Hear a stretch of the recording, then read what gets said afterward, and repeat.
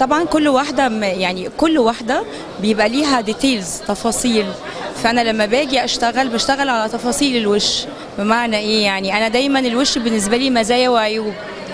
في واحده عينيها حلوه فبتبقى محتاجه ان انا لازم ابين انها تبقى عينيها حلو. في مشكله في الوش او في ديفو ببقى محتاجه ان انا ما سبوتش او ما ركزش على المنطقه دي عشان ان انا اظهرها، لا بالعكس ان انا احاول ان انا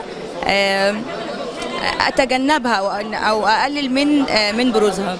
بس بختار طبعا الميك اب. ازاي الواحده تبقى ملكه جمال كل يوم؟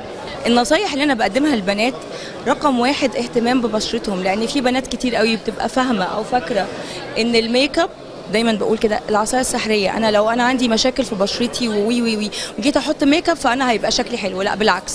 طبعا ان احنا لازم يكون عندنا غسول لبشرتنا صبح وليل، ترطيب ثم ترطيب ثم ترطيب يوميا لجميع انواع البشره، ايا كان نوع بشرتي انا لازم ارطب بشرتي. شرب الميه بكميات، لان ده اللي بيساعد على مرونه الجلد وبيقلل من الرينكلز والتجاعيد والمشاكل اللي احنا بنتعرض لها. واشعه الشمس، سان بلوك طبعا لو انا هنزل بالنهار لازم اكون بحط سان بلوك. السيرمز بقى للسكن، كل واحده طبعا على حسب طبيعه نوع بشرتها.